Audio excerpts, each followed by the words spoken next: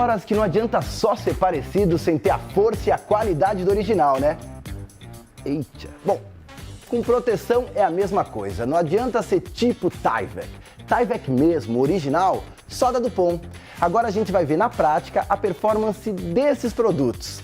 Matheus, tudo bem? Tudo bom, João. Cara, de acordo com as tecnologias que já existem no mercado, quais são as principais diferenças entre elas? Bom, a gente tem basicamente 3 tecnologias dominantes, né? A primeira é o SMS, ou também o conhecido como TNT.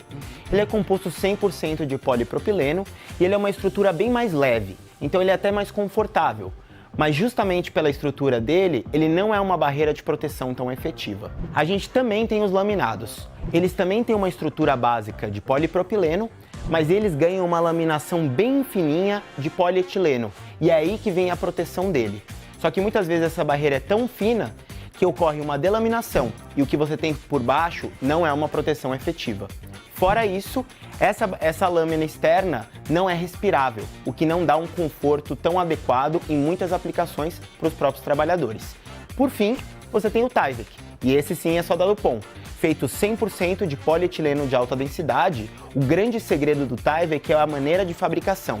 São várias fibras de polietileno bem finas, entrelaçadas, sem nenhum tipo de ordenamento, alta pressão e temperatura, que dá pra gente um material de só uma camada, com alta durabilidade, alta barreira de proteção contra partículas e também confortável.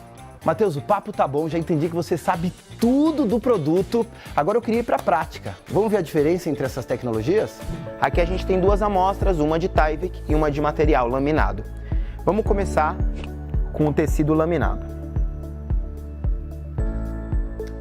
Aqui na nossa prova a gente está simulando com água, mas poderia ser algum outro líquido químico que ameaçasse os trabalhadores.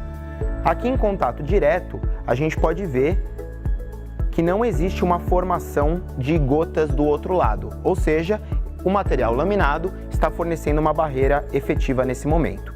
Quando a gente tenta forçar uma passagem de ar e de material entre as duas faces, a gente vê que mesmo assim não existe passagem da água, mas também não há nenhuma formação de bolha, o que mostra que esse material não é confortável. Agora a gente vai repetir o mesmo teste com o Tyvek da Dupont. Aqui da mesma maneira, quando a gente entra em contato, a gente vê que não existe passagem de líquido para o outro lado, só que nesse caso, quando a gente tenta forçar a passagem de ar, a gente vê essa altíssima formação de bolhas, o que mostra que o Tyvek é respirável e por isso bem confortável. Enquanto isso, do outro lado, o material líquido continua não passando, nem por penetração, nem por permeação. E agora a gente vai simular uma situação prática, como qualquer atividade da indústria acontece.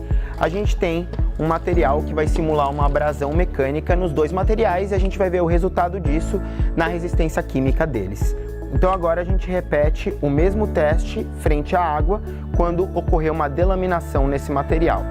Então aqui, quando a gente força a passagem de ar e naturalmente a passagem do líquido, a gente vê que ocorre a penetração direta desse material por conta da delaminação. E agora a gente vai repetir o mesmo processo de delaminação com o Tyvek. Nesse caso, a gente pode ver que como o Tyvek é feito de só uma camada, não existe delaminação, só uma compactação das fibras. E aí, repetindo o mesmo teste, forçando a passagem de líquido e de vapor, a gente vê que no Tyvek a gente continua com a formação de bolhas, o que demonstra a respirabilidade, enquanto mesmo com o desgaste, não houve passagem de líquido para o outro lado. Entendeu? Proteção, conforto e durabilidade só Tyvek. Curtiu esse vídeo? Então compartilha com todo mundo e não se esqueça de assistir aos outros episódios da série. Até já!